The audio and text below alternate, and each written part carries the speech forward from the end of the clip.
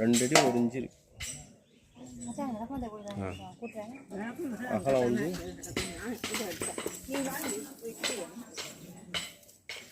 17 18 அதாவது 1.5. வணக்கம். பசுமை சாரல் அலைவரிசை உங்களை அன்போடு வரவேற்கிறது. இந்த சேனலுக்கு நீங்கள் புதிய நண்பர்களாக இருந்தால் மறக்காமல் சப்ஸ்கிரைப் பண்ணுங்கள். கூடவே கீழே இருக்கிற பெல் பட்டனையும் அழுத்துங்கள். பசுமை சாரல் நேயர்களுக்கு பசுமை வணக்கம். இன்றைய தினம் நான் தஞ்சாவூர் மாவட்டம் உரத்தநாட்டுக்கு அருகில் இருக்கிற கண்ணந்தங்குடி கீழையூர் என்கிற ஒரு அழகான ஒரு கிராமத்துக்கு வந்திருக்கிறேன். இந்த கிராமத்தில் வந்து பக்கத்தில் இருக்க தம்பதிகள் தாமரை கண்ணன் அவருடைய மனைவி கீதா, இவங்க 2 பேரும் வந்து ஏற்கனவே நம்ம சேனலில் வந்து பேசியிருக்காங்க. 52 ரகங்கள் 52 பாரம்பரிய ரகங்கள் சாகுபடி செய்த அனுபவங்களை வந்து நம்ம சேனலில் பகிர்ந்துக்கிட்டாங்க. நிறைய நேயர்கள் பார்த்தீங்க, நிறைய பேர் அவர்கிட்ட தொடர்பு கொண்டீங்க. அந்த வகையில் மகிழ்ச்சியை கூட நான் உங்கள்கிட்ட வந்து பகிர்ந்துக்கிறேன், நன்றியையும் தெரிவித்துக்கிறேன். இன்றைய தினம் வந்து அவர் வந்து தாமரை கண்ணனை வந்து கடந்த வாரம் ஒரு நிகழ்வில் சந்திக்கும் போது ஒரு கருவி ஒன்று கண்டுபிடிச்சிருக்கேன் அப்படின்னு சொல்லி சொன்னாங்க. அதாவது வந்து விவசாயி விஞ்ஞானி ஆகிறாருங்கிறதுக்கு ஒரு சிறந்த எடுத்துக்காட்டு. ஒரு விவசாயி மட்டும் இல்லாமல் விஞ்ஞானியாக மாறி செலவை எப்படி மிச்சப்படுத்துறது, நேரத்தை எப்படி மிச்சப்படுத்துறதுன்னு சொல்லிட்டு ஒரு அருமையான கருவி ஒன்று கண்டுபிடிச்சிருக்காரு. அந்த கருவியை கொடுத்து தொடர்ந்து அவர் சொல்லுவார். அவர் என்ன சொல்கிறாரு, என்ன செய்கிறாருங்கிறத தொடர்ந்து இந்த வீடியோ பார்த்து நீங்கள் எல்லோரும் தெரிஞ்சிங்க. ஐயா வணக்கம். பசுமை சாரலுக்கு என்னோட மிகப்பெரிய நன்றியை தெரிவிச்சுக்கிறேன். நான் வந்து என் பேர் தாமரை கண்ணன். நான் ஒரு 52 ரக பாரம்பரிய நெல்லுகளை இயற்கை விவசாயம் பண்ணி கை அறுவடை செஞ்சு விதைக்காக விற்பனை கொடுத்துட்ருக்கேன் விவசாயிகளுக்கு. அதில் என்ன ஆகுனா, நம்ம வயலில் கருதறுத்து கையால் 2 முறை தூற்றி சுத்தம் பண்ணி தான் அந்த விதைகளை கொண்டாந்து நான் வீட்டில் பாதுகாக்கிறேன்.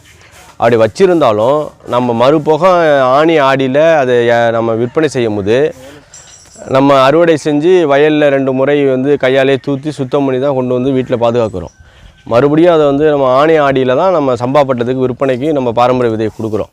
அப்படி கொடுக்கும்போது அந்த விதையில் நம்ம வீட்டில் வைக்கும்போது வண்டுகளால் ஒரு சில பூச்சிகளால் மறுபடியும் அந்த நெல்லில் பதர்கள் ஏற்பட்டுருது. ஏற்பட்டு நம்ம 2 முறை தூத்தன நெல் தானு சொல்லி கொடுத்தாலும் நம்ம கொடுக்குற இடத்துல அதில் நிறையா கருக்கா இருக்குது, இல்லை பதிர் இருக்குங்க அப்படின்னு சொல்லி சில கெட்ட பேர் வந்துடுது. அதை எப்படி சரி பண்ணலாம் அப்படின்னு சொல்லி நாங்கள் வீட்டிலேயே மறுபடியும் தூத்துறதுக்கு ஐடியா பண்ணோம். வீட்டில் தூற்றும் போது நம்ம வயலில் தூத்துற அளவுக்கு காற்று கிடைக்கிறது இல்லை. இங்கே வந்து காற்று சுற்றி அடிக்கும். ஒரு பக்கம் பார்த்திங்கன்னா இந்த திசையை நோக்கி அடிக்கும், திடீர்னு தூத்திட்டு இருக்கும்போது மறு திசையை நோக்கி அடிக்கும். அப்போ அந்த நெல்லை எங்களால் தூய்மை செய்ய முடியல. சரி என்னடா பண்ணலாம் அப்படின்னு சொல்லி யோசிச்சு 2 ஃபேனை வச்சு அதில் தூற்றி பார்த்தோம். அதுலேயும் தூற்றும் போது என்ன ஆகுதுன்னா, எதிர்காற்று அடிக்கும் போது வெளியில் போக வேண்டிய தூசு மறுபடியும் அந்த நெல்லில் வந்து விழுந்துருது. அப்போ முறத்தால் விசிற வேண்டியதாக இருக்குது. அதில் நிறைய உடல் உழைப்புகளை அதிகமாக தேவைப்படுது. கொஞ்சோண்டு வேலை செய்கிறதுக்கு அதிக உடல் உழைப்புகளையும் நம்மளோட வலிமையை வந்து நிறைய வேஸ்டேஜ் ஆகிற மாதிரி எங்களுக்கு ஒரு தோண்டிகிட்டே இருந்துச்சு. இது எப்படி சரி பண்ணலாம், இதில் ஒரு தீர்வு இல்லையே அப்படின்னா, சரி இங்கேருந்து வயலுக்கு எடுத்து போகலான்னா அதுக்கு நிறைய எக்ஸ்பென்ஷன் ஆகுது. இங்கேருந்து அள்ளிட்டு மறுபடியும் வயலில் கொண்டு போய் தூற்றும் போது அங்கே காற்று இல்லைன்னா அன்றைக்கி நம்ம லேபருக்கு கொடுக்கக்கூடிய காஸ்ட்டு வேஸ்ட் ஆகிடுது. அப்படியும் முயற்சி பண்ணி பார்த்தோம். மறுபடியும் வீட்டிலேருந்து எல்லா நெல்லையும் வயலுக்கு ஏற்றிட்டு போனோம். ஏற்றிட்டு போய் அங்கே படுதா போட்டு தூத்துனா அங்கே காற்றே அடிக்கலை.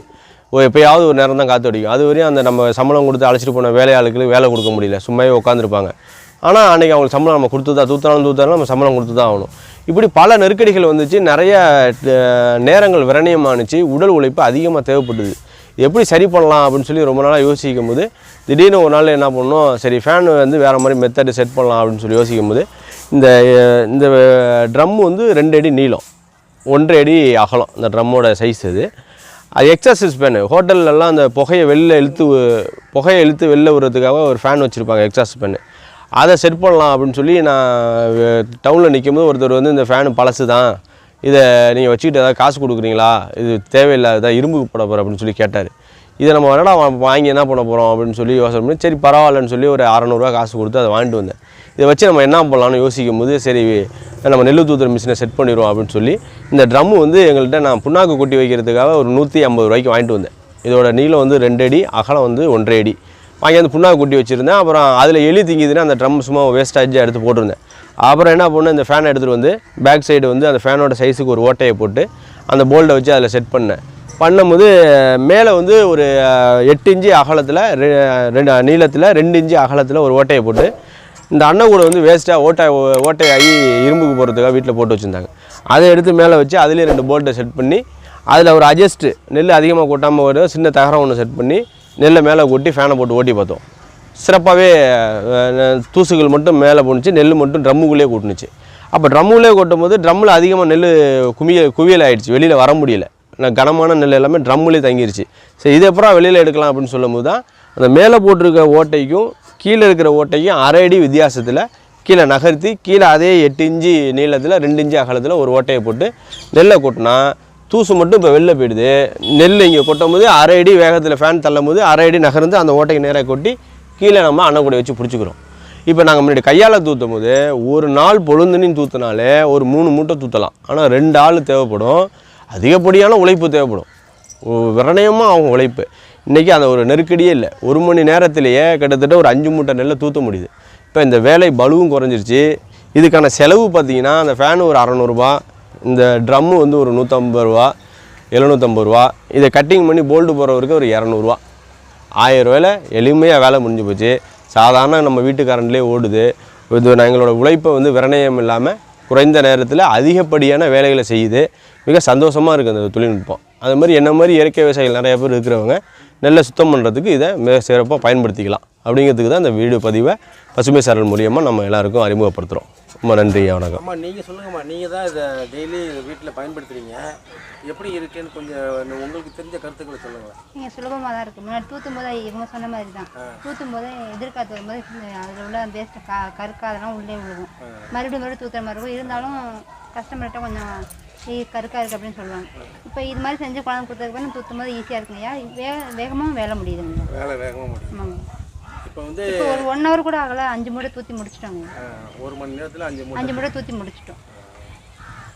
அந்த 5 மூட்டை தூத்துனா எப்படியும் 2 மணி 3 மணி ஆகிடுங்கய்யா. நம்ம நீட்டாக சுத்தமாக க்ளீன் பண்ணணும். ஆக இதில் வந்து நேரமும் மிச்சமாகுதுங்க, ஈஸியாகவும் இருக்குங்கய்யா. செலவும் மிச்சமாகுது. செலவு ஆமாம், ஈஸியாக இருக்குங்க.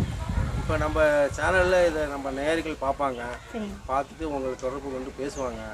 அப்போ வந்து அதுக்கான தொழில்நுட்பத்தை இன்னும் விளக்கமாக நீங்கள் சொல்லுங்கள். கண்டிப்பாங்க. மேலும் வந்து யாராவது நீங்கள் செஞ்சு கொடுப்பீங்களான்னு கேட்டாக்கா அதுக்கு வந்து நீங்கள் எப்படின்னு சொல்லுங்கள், நீங்களே செஞ்சீங்கன்னு சொல்லுங்கள். கண்டிப்பாக செஞ்சு சொல்லிடுவோம். அதுக்கான வழிமுறைகளை சொல்லி கொடுத்துருவோம், செய்ய சொல்லி சொல்லிடுவோம். சரிங்க, கண்டிப்பாக. ரொம்ப சிறப்புங்க. தாமரை செல்வன் வந்து பசுமை சாரலுக்காக கொஞ்சம் நேரத்தை ஒதுக்கி குடும்பத்தோட தம்பதிகள் சகிதமாக நீங்கள் கண்டுபிடிச்ச இந்த மிஷினை வந்து ஒரு பேட்டி கொடுத்தீங்க. அந்த வகையில் பசுமை சாரல் சார்பாக நன்றி வணக்கத்தை தெரிவித்துக்கொள்வது. நன்றி, ரொம்ப வணக்கம். இதிலே தொடர்ந்து இந்த வீடியோவை நீங்கள் பார்த்துருப்பீங்கன்னு முழுமையாக மனதார நம்புகிறேன். மேலும் இந்த வீடியோ குறித்து உங்கள் சந்தேகங்களுக்கு கருத்து பெட்டியில் உங்கள் கருத்துக்களை பதிவிடுமாறு அன்போடு கேட்டுக்கொண்டு, மேலும் இந்த வீடியோ உங்களுக்கு பிடித்திருந்தால் லைக் பண்ணுங்கள், ஷேர் பண்ணுங்கள், கமெண்ட் பண்ணுங்கள். அத்தோடு இதே போட்டு ஒரு நல்ல வீடியோவில் அடுத்து உங்களை சந்திக்கும் வரை உங்களிடமிருந்து அன்போடு விடைபெறுவது உங்கள் பசுமை எட்வின்.